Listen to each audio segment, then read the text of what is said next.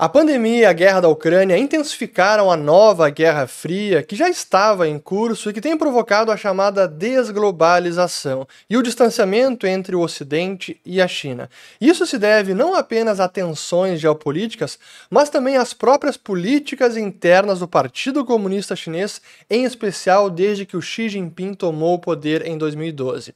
E nos últimos meses a gente tem feito vários vídeos sobre a situação econômica chinesa por conta do estouro da bolha imobiliária que ainda está se desenrolando.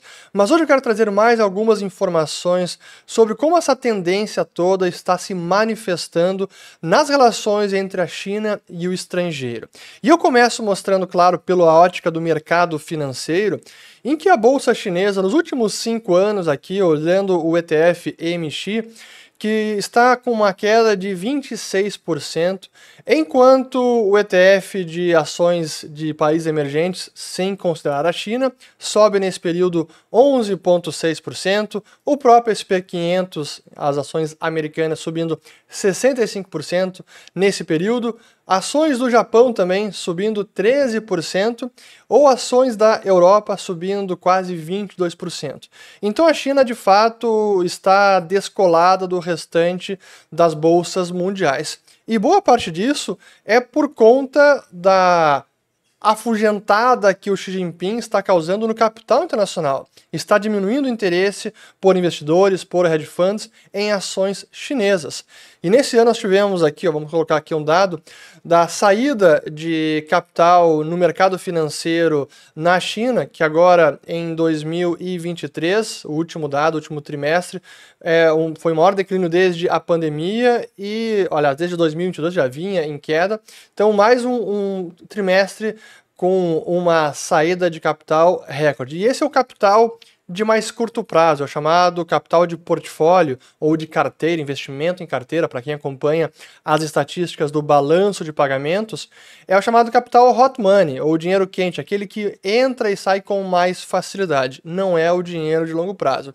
E aqui mais uma notícia mostrando justamente isso, essa agora de finalzinho de outubro, como os fundos estrangeiros tiraram 5,1 bilhões do mercado de ações da China neste mês, isso só em outubro, e alguns 75 bilhões saíram das contas correntes de capital da China em setembro, o maior número desde o final de 2016, em meio à queda do yuan, da moeda chinesa. Então esse é o capital de mais curto prazo.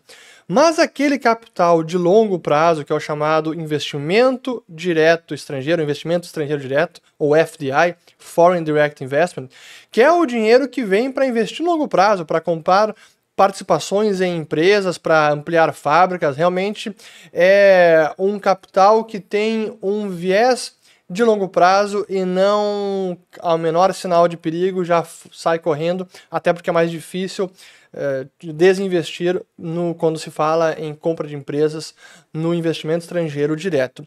E pela primeira vez, desde 1998, o que os estrangeiros levam para a China nesta rúbrica de investimento estrangeiro direto ficou negativo, pela primeira vez desde 1998. Aqui a matéria da Bloomberg, que foi também do início de novembro, mostrando aqui então, deixa eu até colocar um zoom in nessa matéria, vamos lá. Então aqui, ó, desde 1998, que era sempre positivo, e aí finalmente agora, aqui no terceiro trimestre de 2023, uma queda de 12 bilhões. Então significa que não apenas os estrangeiros colocaram menos dinheiro na China, mas que no líquido estão retirando dinheiro da China. É um sinal de perda de confiança, de credibilidade ou de otimismo com o futuro do país. Então isso é o capital estrangeiro tanto de curto prazo quanto de longo prazo, mostrando essa tendência de desconfiança com o futuro da China. Mas não é apenas o estrangeiro, é também o próprio local, que precisa contornar as restrições draconianas de saída de capital da China e tem grande dificuldade de investir no exterior, mas eles também não confiam no Partido Comunista e não confiam na própria moeda chinesa. E por isso que a gente tem visto agora mais notícias de como os chineses estão cada vez mais criativos em como tirar o dinheiro do país. Uma das formas agora é por meio da compra de ouro, barras e moedas de ouro, que eles conseguem carregar em malas, já que o ouro tem uma densidade enorme, uma barra relativamente pequena, mas mais pesada, e ele consegue tirar do país. Estão comprando até mesmo apartamentos em Tóquio, agora com tickets maiores, porque muitos conseguem também o chamado visto de investimento e aí conseguem trocar a residência das suas famílias para fora da China. Então isso tem aumentado agora as formas mais engenhosas para remeter o capital para fora da China. E o que é assim impressionante sobre a situação chinesa é que os próprios membros do Partido Comunista também buscam formas de tirar o dinheiro do país, de conseguir de alguma maneira garantir a sua aposentadoria, mesmo que muitas vezes acontece por formas mais escusas e possivelmente envolvendo corrupção, e que o Xi Jinping, em tese, tem combatido e muito a corrupção dentro do Partido Comunista. Como essa notícia aqui da Bloomberg que mostra que alguns oficiais do partido que foram pegos em esquemas de investimento em private equity, então fundos de private equity, que investiu em empresas que eles tinham alguma informação privilegiada que fariam a abertura do capital na bolsa. Aqui está a informação. Então, ó, os oficiais do partido estavam estabelecendo fundos de private equity depois que eles sabiam de algumas informações-chave que as empresas estavam querendo se tornar públicas e fizeram grandes ganhos depois do IPO, da abertura de capital. Então, assim, é como o Jim Grant, do Grant's Interest Rate Observer, diz, que é o People's Republic of Madoff, fazendo uma alusão ao piramideiro americano Bernie Madoff. Enfim, mas isso de fato acontece. E além dessas investidas maiores do Xi Jinping interferindo em alguns setores, inviabilizando investimento privado, ou cada vez mais intervencionismo, mais dirigismo na economia chinesa, isso afugenta o capital estrangeiro, também há o problema da opacidade de informações, a falta de transparência em estatísticas oficiais, ou então o incentivo ou quase a coerção para que não se publique nada negativo sobre a economia chinesa.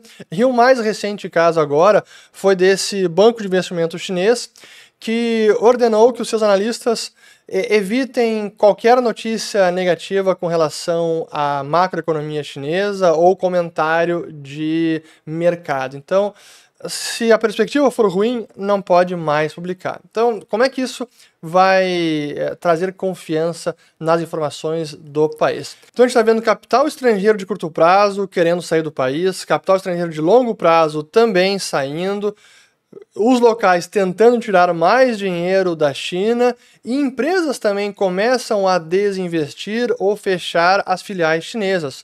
Uma importante do mundo de Venture Capital, que foi a Sequoia Capital, que é do Silicon Valley, que está se separando da sua afiliada na China até antes do que estava planejando. Então é um caso simbólico, sim, porque é uma das grandes de Venture Capital dos Estados Unidos. Mas não são apenas as empresas, até mesmo os executivos estão evitando sequer viajar para a China. Essa é mais uma notícia interessante que saiu no dia 6 de outubro. Assim, eu estou trazendo aqui um compilado de algumas informações importantes, porque vem se tornando uma tendência cada vez mais visível, e essa dos executivos que estão com receio de viajar para a China, executivos estrangeiros que têm operação na China e que agora não sabem se vale a pena viajar para lá. E por quê? Porque está se tornando uma zona proibida para executivos. Os estrangeiros estão pensando duas vezes em viagens de negócios ao país depois que Pequim impediu alguns executivos de deixar. E aí, sob qualquer que seja a alegação, vai um estrangeiro para a China, uma viagem a negócio, na hora de sair tem o seu visto de saída negado. Olha a situação. Então, claro, isso traz mais desconfiança, mais perda de credibilidade com relação à situação atual e o próprio futuro. Imagina um investidor estrangeiro que vai montar uma operação nova, já tem uma operação, se ele agora tem até medo de visitar a operação por conta disso. Então é realmente complicado. E aí mais um dado importante, tem dois mais importantes. O primeiro que diz respeito à situação na ilha de Hong Kong, que durante uns bons 100 anos foi uma ilha independente, sob domínio da coroa britânica e que era até um dos grandes bastiões de livre mercado e de casos de sucesso em que o empreendedorismo, a liberdade econômica fez de uma ilha pantanosa, sem nenhum recurso natural, se transformar numa das economias mais avançadas e com os maiores PIBs per capita do planeta. Só que agora, ou melhor, desde 97, quando a Inglaterra devolveu a administração de Hong Kong para o Partido Comunista Chinês, a situação vem se deteriorando. Essa é uma informação recente também, um artigo do Wall Street Journal de 24 de outubro, falando da retirada corporativa de Hong Kong que está acelerando. Então, os laços do centro comercial com a China continental, que as empresas globais consideravam um ativo, agora tornaram-se um passivo. E aí traz alguns dados interessantes sobre aqui as companhias que têm headquarters, então tem sede regional em Hong Kong, entre companhias americanas e chinesas, que agora, pela primeira vez em 20 anos, tem mais companhias chinesas com sede regional em Hong Kong do que americanas, porque as americanas estão saindo, fechando as portas ou vendendo operação para alguma local, e por conta da restrição maior, da ingerência maior da China na ilha de Hong Kong, e que o compromisso histórico da China de manter o chamado dois sistemas, uma China, mas dois sistemas, Hong Kong que manteria o seu sistema jurídico, político, econômico, na prática isso vem sendo minado. E eu quero mostrar um gráfico sobre essa situação, extraído do relatório de liberdade humana do Cato Institute, é o Human Freedom Index de 2022, que mostra justamente a queda da liberdade na ilha de Hong Kong. Até eu vou ler aqui esse primeiro trecho. Ó. A liberdade tem sofrido um declínio precipitoso em Hong Kong, ou vertiginoso em Hong Kong. O território que uma vez foi um dos lugares mais livres do planeta, mas que com as violações que estão escalando do Partido Comunista Chinês nas liberdades tradicionais de Hong Kong, causaram que o ranking de Hong Kong no índice caísse de terceiro lugar em 2010, então terceiro país mais livre do planeta, no índice de liberdade humana, e caísse para o 34º lugar em 2020, que foi o ano mais recente do relatório. E de fato, eles estendem ainda mais, elaboram um argumento falando justamente sobre essa violação do modelo de um país, dois sistemas, que a China tinha concordado quando recebeu de volta Hong Kong da Grã-Bretanha. Então, de fato, Hong Kong, que já foi um destino para muitas empresas do Ocidente para entrarem na Ásia, agora também está sendo encarado com muito mais desconfiança do que tinha em pelo menos 5, 10 anos atrás. E por fim, que é o último dado importante, que diz respeito o próprio voto com os pés. Isso significa as pessoas que decidem emigrar da China. E como a gente sabe, por conta desse regime, tem muito mais chinês querendo sair do país do que estrangeiros querendo emigrar para a China. E quando a gente analisa o líquido entre imigrantes e emigrantes, aqueles que saem da China, a China, historicamente, tem uma posição negativa. Vamos aqui mais uma vez um dado importante, aqui do gráfico do Pew Research Center.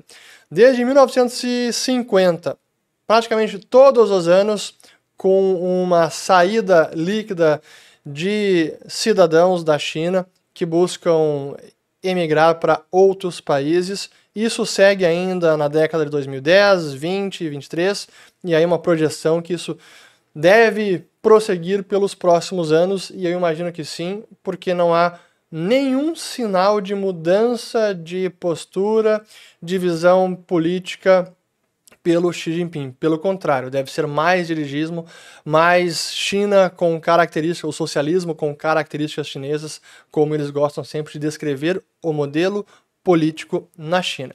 Então, como a gente está vendo, o capital estrangeiro de curto e longo prazo saindo, o capital local querendo sair do país, empresas fechando as portas, Hong Kong também testemunhando agora uma retirada de empresas estrangeiras do país e os próprios cidadãos chineses que também querem sair do país. Então, quando a gente considera todos esses fatores e aquelas previsões de que a China vai ultrapassar os Estados Unidos e o yuan vai substituir o dólar como moeda de reserva global, é muito difícil concordar com isso, especialmente enquanto a China mantém essas restrições de saída de capital do país, todos os controles de capitais permanecem em operação, e se esses controles seguem funcionando, como é que a gente pode precificar corretamente a moeda chinesa? Será que sem os controles o yuan não sai de 7,15 para 8,5, para 10, para 12, para 15? Ninguém sabe. Mas enquanto não há a livre movimentação de capital na China, não tem a menor possibilidade do yuan ser um real candidato a suplantar o dólar ou qualquer outra moeda nacional como o novo padrão monetário. Isso não vai acontecer. Por mais que o dólar tenha todas as suas deficiências, que eu já estou cansado de falar aqui no canal também, a verdade é que hoje não há uma alternativa de moeda nacional para suplantar o padrão dólar. Essa é a verdade. E por conta das tendências recentes na China, é muito difícil que a China consiga emergir como essa alternativa à moeda e à economia americana. Então, essa apenas mais um recapitulado que vem acontecendo na China, informações sobre a relação da China com o estrangeiro, e que seguimos vendo com os próprios olhos esta desglobalização e o distanciamento entre o Ocidente e a China. Se gostaram desse vídeo, compartilhem, se inscrevam no canal também, ativem o sininho e assistam aos demais vídeos sobre economia chinesa. Espero ter gostado e volto no próximo. Valeu!